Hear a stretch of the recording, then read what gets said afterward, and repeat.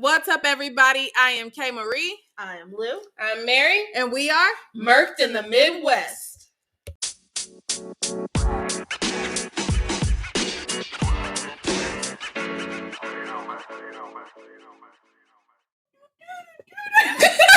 Sorry, I have to work now. That is like, I'm sorry. That's my ghetto Michael Myers. Listen, getting spooky in here. How did we feel about our spooky episode? Well, I tell you what, the Hell House, even though we were laughing at it, had me a little creeped out. Yeah. It had me a little creeped out. Because if you think about it, it's like right down the way. Yeah. And Literally. I don't care if they tore that house down. It's still there. It's still there. The vortex of hell is still right there. I drove past that not so long ago, and it ain't nothing but grassland over there. No, like I've definitely been thinking about changing up my route when I go to Midway. Like I got flights that I'm taking in December, and I'm like, after you told me they saw the car, then the car wasn't that. No, and her shattering of Nope. glass. Nope. No, thank you. Nope. My insurance is high enough. Hold on. I've been in break. Somebody hit me in the back. Nah.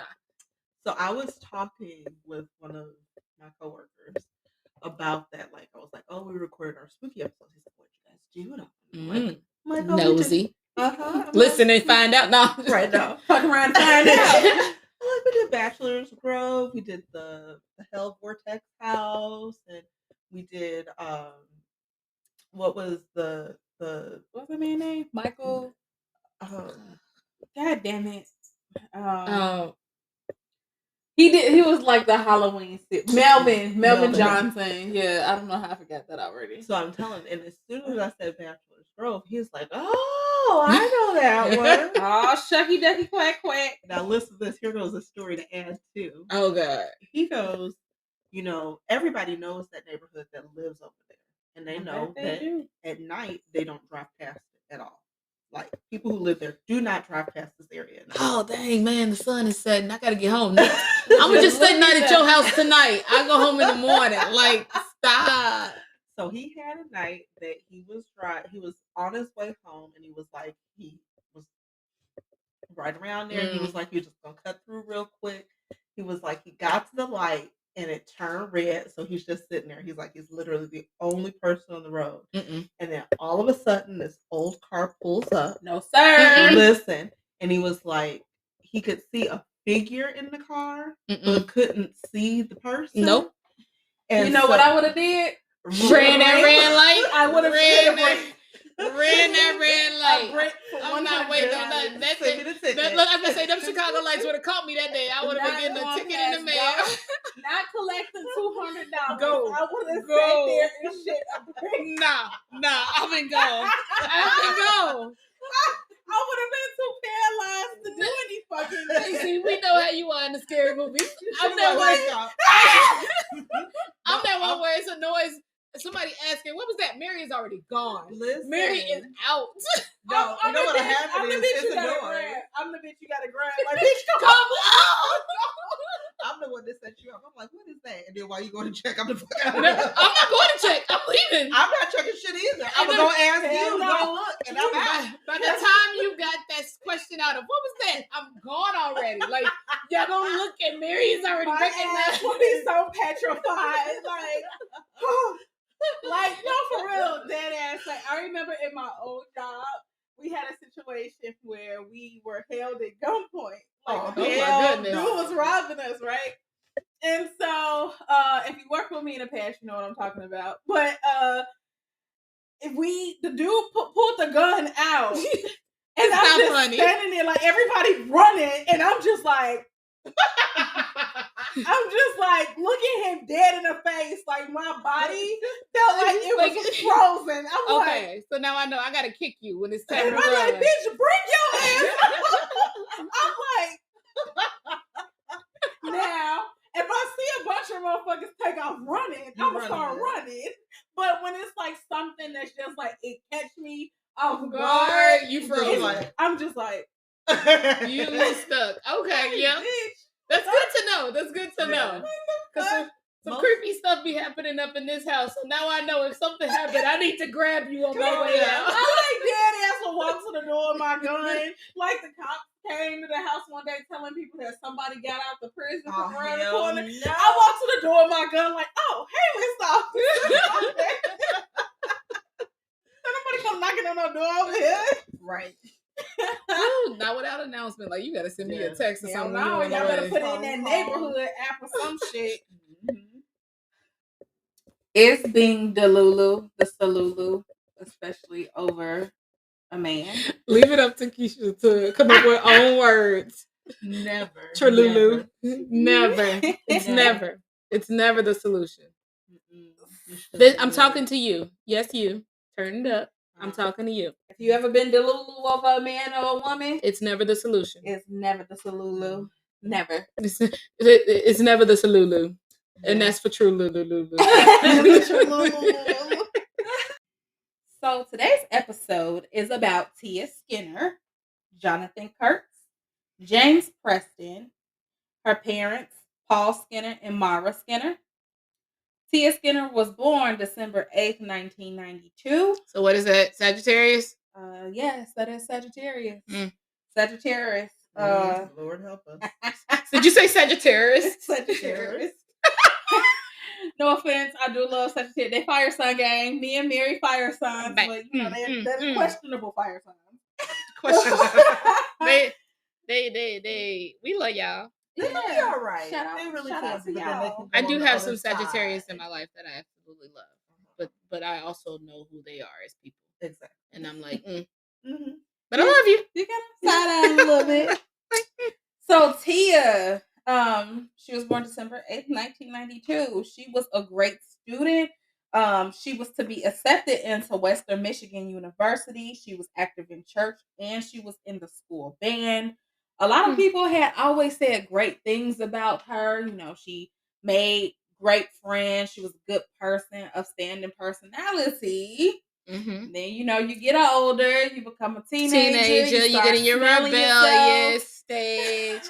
No one's going to tell me what to do. I was going to say, can't tell me nothing. Nothing at all. You know, teenagers, they feel like they have all the answers to life. But they do, know, all of you are idiots. You've never been here before. Like, what do you even freaking know? I will say, me personally, I didn't have that phase, like that teenage phase. And like, you could ask my mom and she'll be like, yeah, me and my mom didn't have problems until I had went off to college and then had to come back. Because then I had lived a year and a half grown, doing my own thing. And then I had to come back into a house.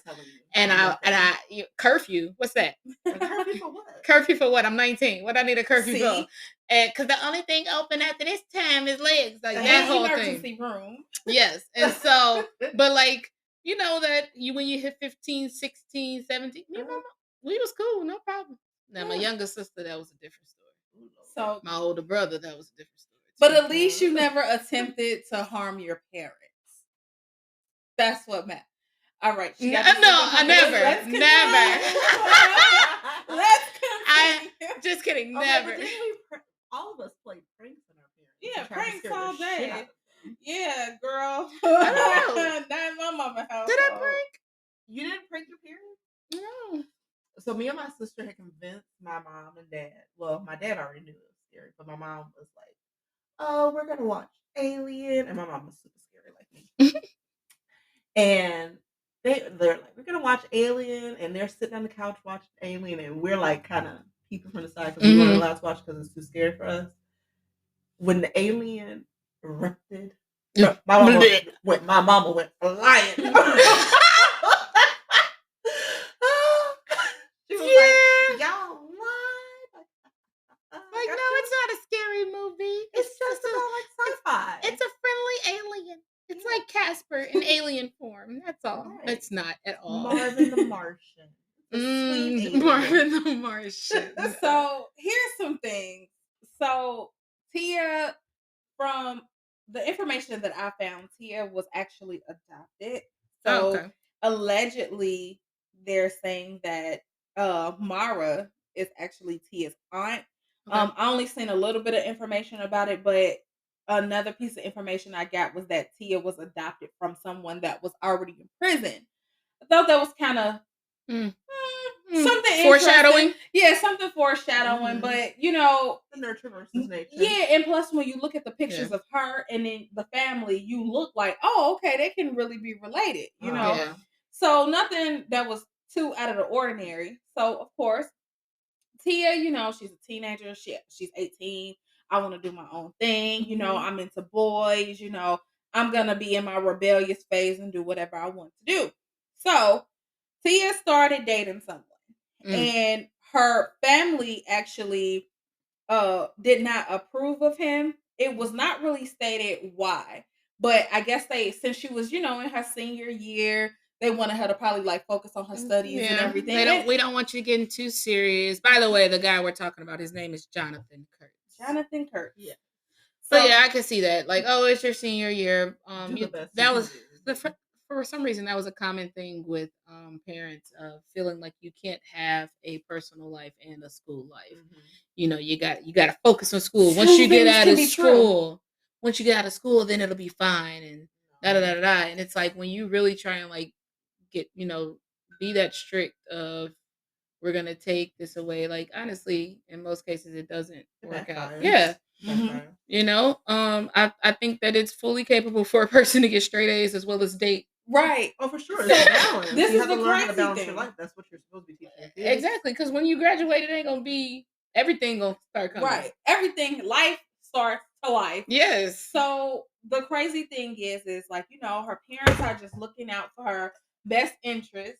And her like family, oh no, you can't do this, you can't be dating, you can't whatever. So she actually had a cell phone, and I know a lot of us around that age, we all had our cell phones, and would cut the ringer down at night when we're supposed to be in the bed sleeping and everything. Absolutely. Don't call me till after 9. Her mom had discovered a text message in the phone that stated that the guy was professing his love to her, like I love you so much, and they had just started dating 2 weeks prior. Oh. So that's a little fast. It's a little scary. So puppy love? What you know about love? Well, you know what? You're right. They're young. They're like, if this is like your first relationship, like 2 weeks, you threw "I love you" around like it wasn't nothing as a kid. Yeah, but not in 2 weeks. I was so in love after like, oh my god, a week and a half. Like, oh, this is gonna be my husband. No, like really though, I was that person. And even as an adult, I forget you're a Leo.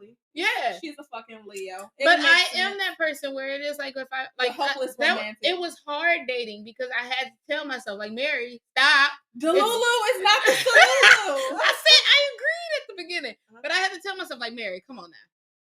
It seemed cool right now, but you gotta get past. You gotta get some time. Like make it out of the chat. No, just it's the Aries myself. I was a very hopeless romantic. Yeah. So it was like I was one of those people that once I like you, I love you. And once I love you, it's like why would head, why would you mess that up? Yeah, and why would you fuck up such a good thing? Like we were supposed to supposed to make it, like, and then he's like, look. And you see why I say Delulu is not the solution. It's not. Well, it's I will really tell not. you, for me being a Virgo, it was complete opposite. It is like now I'm more in tune with my feelings, so I'm more vulnerable. But when I was younger, I was like, no, I hate him. I would like literally just cut off communication. No, like they do one thing that pisses me off. Delete. Bye. That's me now. Literally, you can. Yeah. I mean, if you want to. You go 30 plus hours without communicating with me, and it's over with. I can no longer do it. Shots fired. Shots fired. So more like back into the story, like so she received the text. It had only been 2 weeks. Text, I love you. Her mama is like just looking out for her best interest. No, you can't date this guy. You know how parents they be knowing. Sometimes parents be doing too much, but parents be knowing. Yeah, they have a feeling. Yeah, and so she was just like, no, we forbid you to see him, and she got all up in arms. But wait. We don't think that's just a little bit extreme. Like, yeah. I didn't do anything wrong. you saw a text of some guy telling me he loves me and you take my phone away? But you're a teenager. I'm 18 though. Yeah, but you're still in your parents' house. That's though. fine. All I'm saying is, don't we feel that a little Yeah, extreme? That is extreme. That is. Only because we don't know why they disapproved of him anyway. And you don't know, right. And you don't know him. But like I said, that goes back to your parents having these feelings. But like I said, parents do too much sometimes. Yeah. But they protecting their babies. That's what they do. No, without a doubt. They were, trying to do what was best for her. But I just feel like it was a little bit much. You know what? It must have been something more. It couldn't have just been that. Right. To be like, oh, he sent a message that says that he loved her after 2 weeks. Delete or remove yourself from him, and we're taking your phone. Like, it probably was something else going on. Yeah, I agree. It must have been something more to it besides he sent this text saying he loves you. Right. And so, just getting into some more background, we have Paul Skinner. We do have some information on him that he was a Michigan native, born December of 1962. He married Mara April 1986, and they had been together for more than 2 decades. So they were pushing 20 plus years. Paul worked as a pipe filler and worked as an active member of a local community and church. Mm-hmm. And they actually had 3 kids together and ended up adopting a 4th child, and that was Tia. So they all lived in Yale, Michigan. Okay. So a little happy family, basically. Right? Going to church. And and they adopted her when she was like 3 years old. Oh, so she had been in the family. That's all she knew. Basically. Yep, exactly. All right, coming to you live with another small business love segment. We have Angels in Motion, also called AIM, and they are a event planning group, and so they do have a website. The website is Angel, ANGEL, the letter N, Motion, MOTION .WIXSITE.com. And so if you have an event, a wedding coming up, let Angels in Motions get you together. They work in the spirit of excellence for over 10 years and counting and are here for you. Angels in Motion, because we aim to please. Ooh, I like that. Oh, come on. Yes. And so they do offer a variety of services. They can either plan the event or they can give you the starting tools for you to do it yourself, whether you're looking to organize a floral arrangement, photography, or video selection, or a wedding venue setup. They have the expertise and skills to help you stay on track. So you can contact them for any questions or concerns that you may have. Again, go to that website. They do have a contact me at the bottom where you enter your name, email, subject, all that good stuff, and submit, and then they'll get back to you. Very cool. Okay, so here's where we get to the nuts and bolts of things.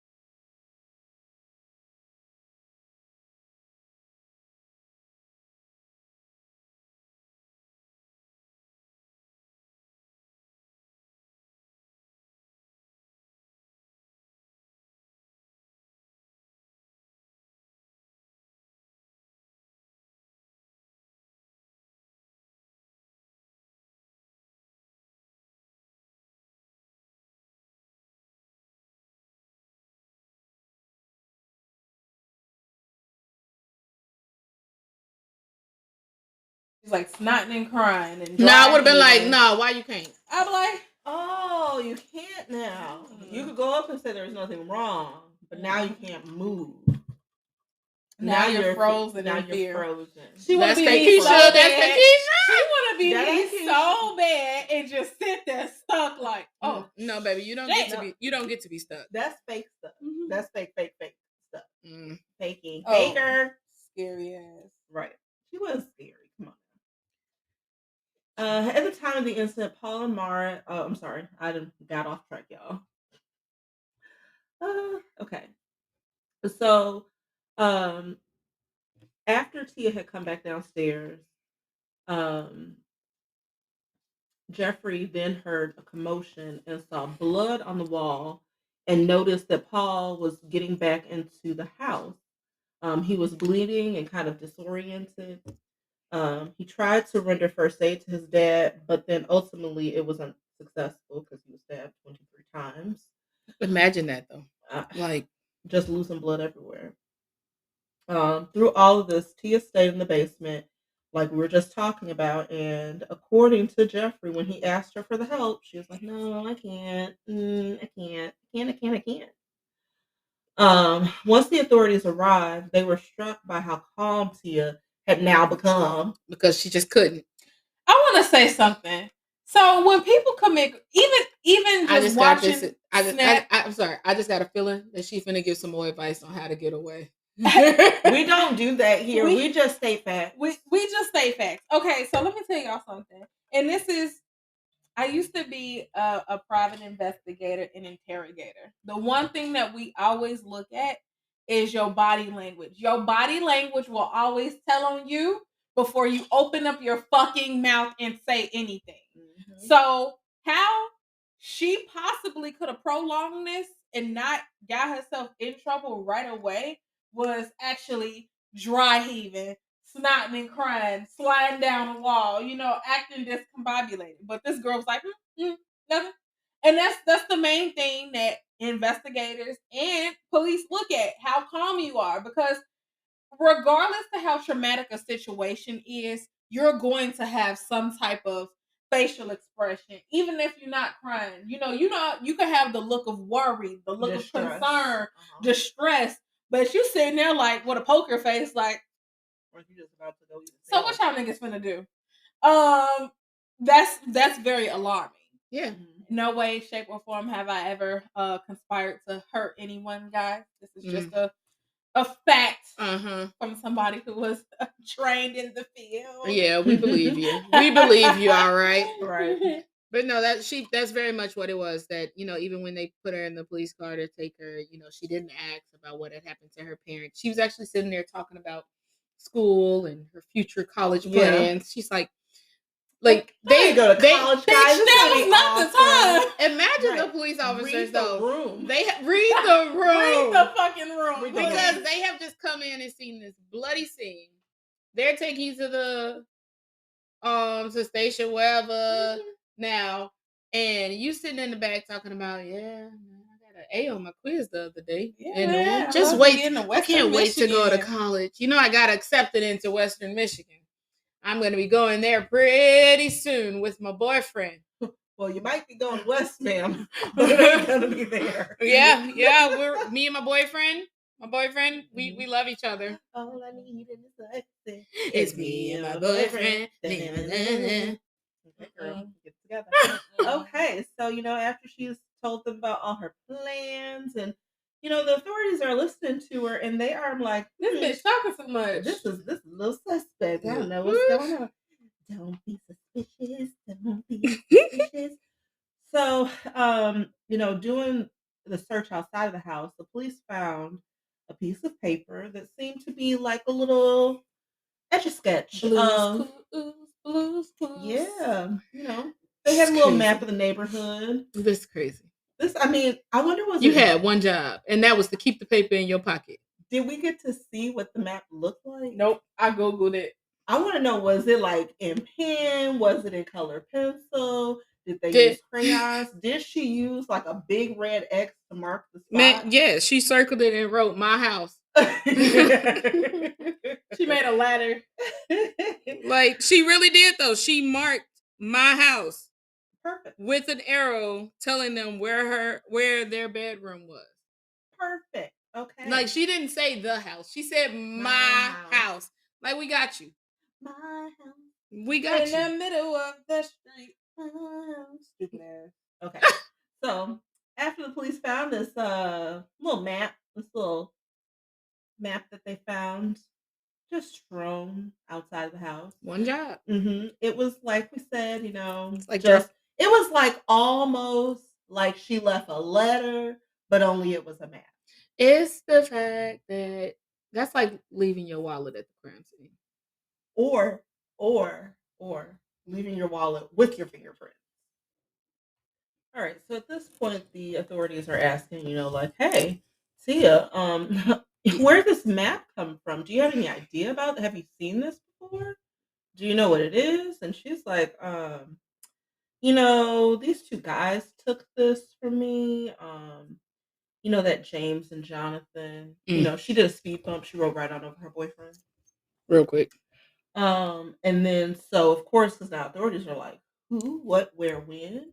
And then they start asking the boys, and they're like, what's up with this map? And they're like, you know, Tia drew it, gave it to us. They point them fingers real quick. Circled it, put stars on it. She was like, take the ladder that I'm going to leave for you, you know. And they started spilling the tea. So authorities began to believe that she was actually the mastermind behind it. If we want to call it that. Because she had left her first floor bedroom window open to let Jonathan and James in the house. And then she had also left a ladder outside of the house for them to be able to easily access it. And then when they were starting to like review text messages and stuff, they found that between them, it showed that they were planning. They were choosing like what type of knife to use. They were plotting this entire murder down to every detail of how they were going to kill her parents. And according to authorities, they had actually met in the youth group at church to do this. Like, that's how they spent their time. And then further on, they get down to like, oh, by the way, she gave him a little change. Like, hey, here's a little change. Take this. Here's $500 from my parents to murder my parents. Murder them. And with it, because that's not all, she gave a checklist. Because if nothing else, she was thorough. Thoroughly Stupid. Yeah. Okay. Yeah.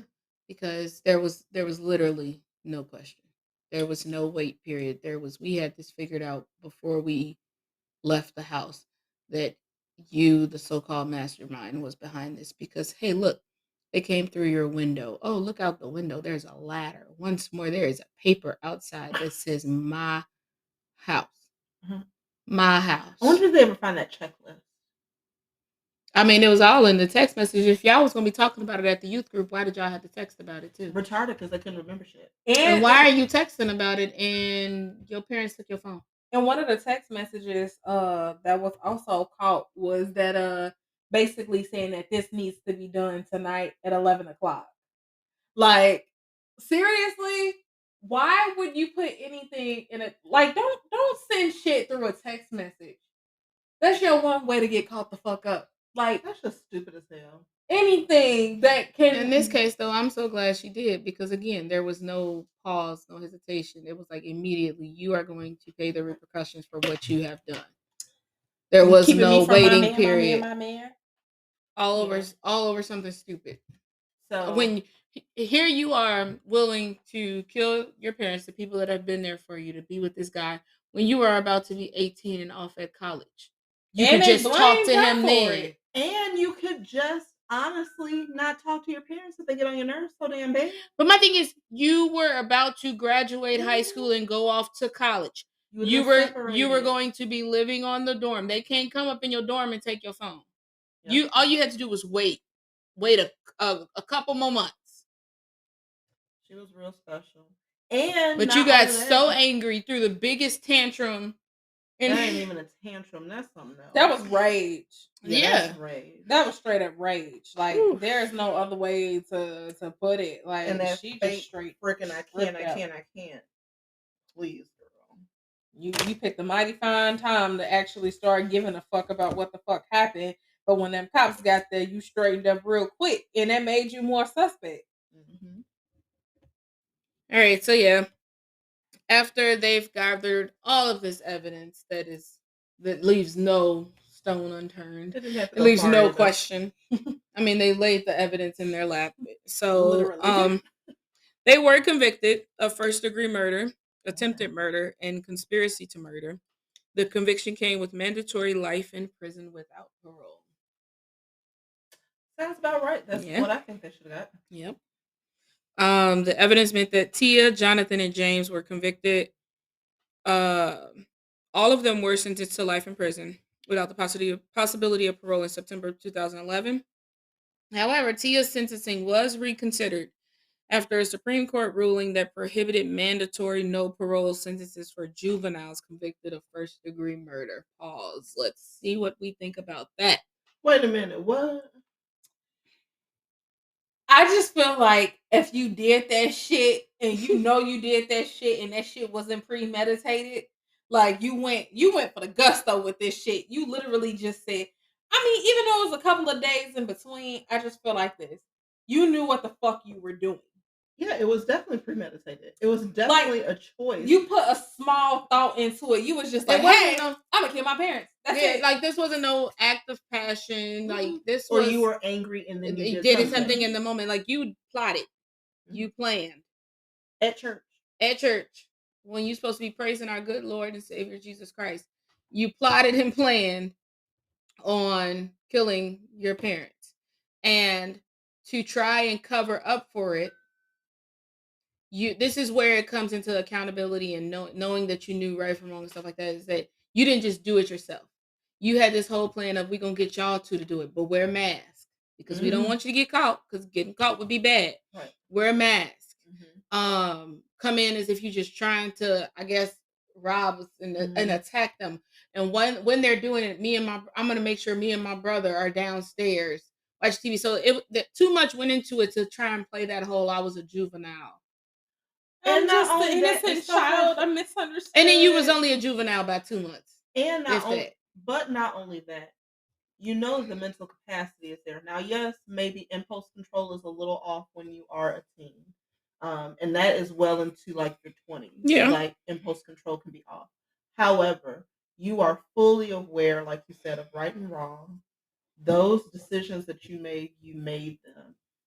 Now, who's to say would those decisions be made again? Probably so, because you took weeks to put this together. You had plenty of choices to stop and say, you know what, this is not right. I shouldn't do this. Yeah. She knew exactly what she said. She got exactly what she deserved. Yep, because on the flip side, they end up granting that whole no parole thing. So she got the same sentence. And she currently is still at the Women's Huron Valley Correctional Facility.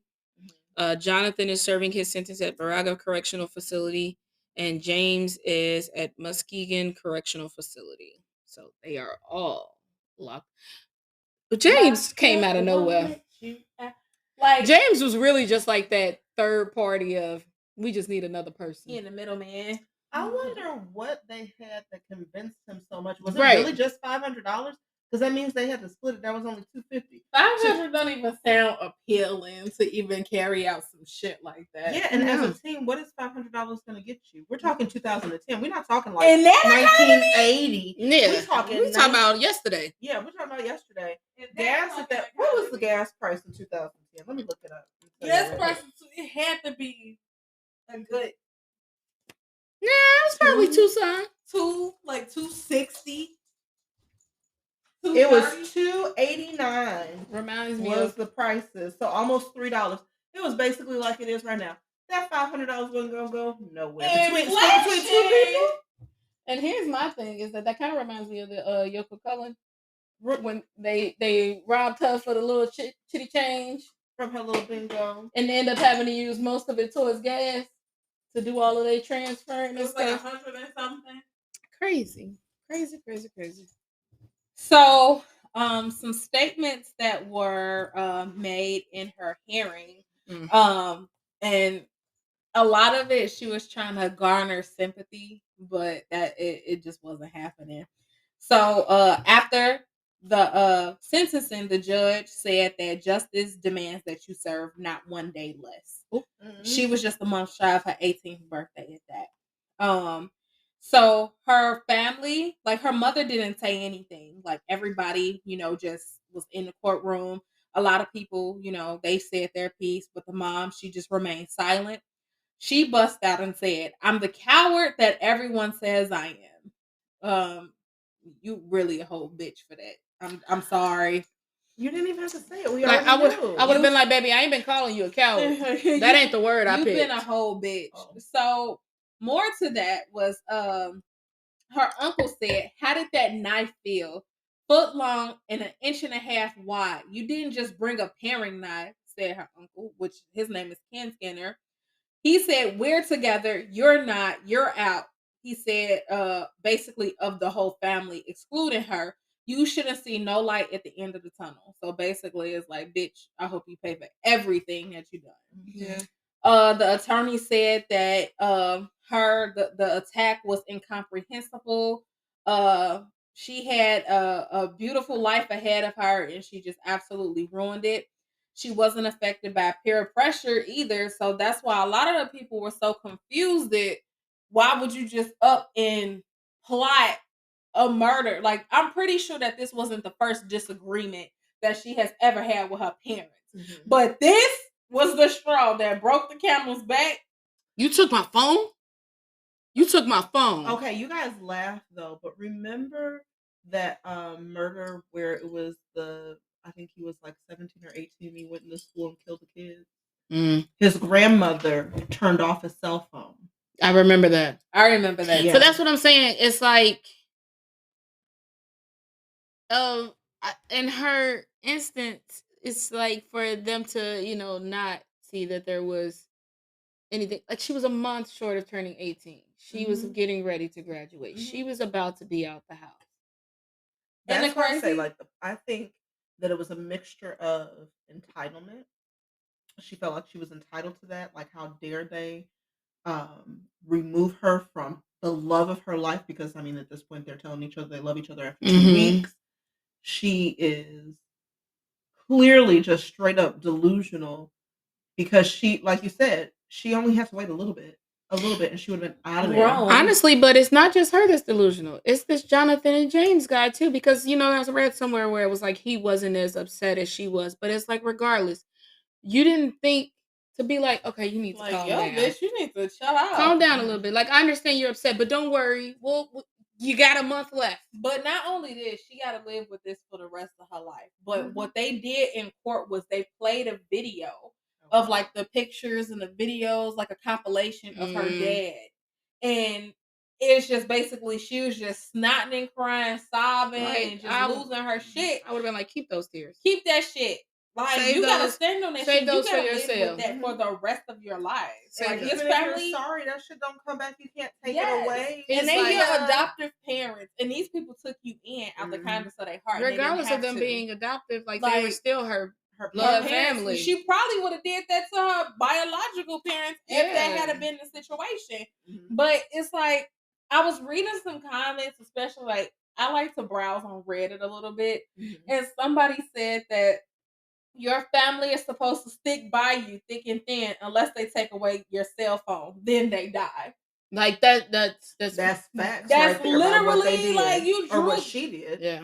Like, this shit is crazy. No, you're right. Because she didn't do it alone. And someone said that there were 3 people involved where one of them could have stepped up and said, this don't make sense. Yeah. So nobody is visiting her in jail. Duh. And rightfully so. Duh. So she has stated, "It's been rough. It's hard losing your whole family in the blink of an eye." She told the Times Herald, "It's tough because that's my family. They're supposed to stay by you through thick and thin. You tried to kill your mom too, but you killed your dad and your family cut you off. What did you think was going to come of that?" Exactly. Wait a minute. Her words were, "It's hard to lose your whole family all at once. They're supposed to stick by you." It's hard for speaking from Mary. I'm sure it was hard to watch her husband be stabbed to death.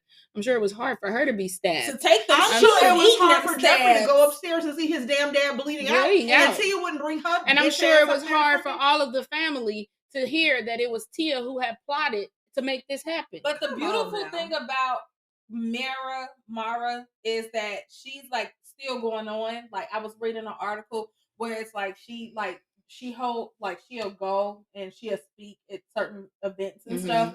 And basically she's honoring her husband as a hero. And she said, that's the most traumatic thing. She said she always considered herself to be, a vigilante for herself. She just was very self-aware. She knows about her surroundings and everything. But she said after that happened, it just took a toll on her. I bet. But he did everything he could. You're a survivor. Exactly. And he did everything that he could to protect his family. And I mean, come on now. Yes, you're vigilant. But how can you be vigilant when you're sleeping? In your home. In your home. That was a fucking your doors are locked. Your kids in the basement house, so you don't even have to worry. You ain't even worried about the doors being open or somebody coming in because everybody is where they're supposed to be. Oh my God. And the whole time you being plotted against. With damn ladders up the fucking window. Fucking Tia. So this concludes today's episode. So if you have any cases you want to hear about, if you have any constructive criticism, some feedback, a shout out, a case you might want to hear, let us know. Email us at merkinthemidwest@gmail.com. And also follow us on Instagram, Facebook, TikTok, Spotify, Apple, Amazon Music, Audible, and iHeartRadio. Bye. Bye.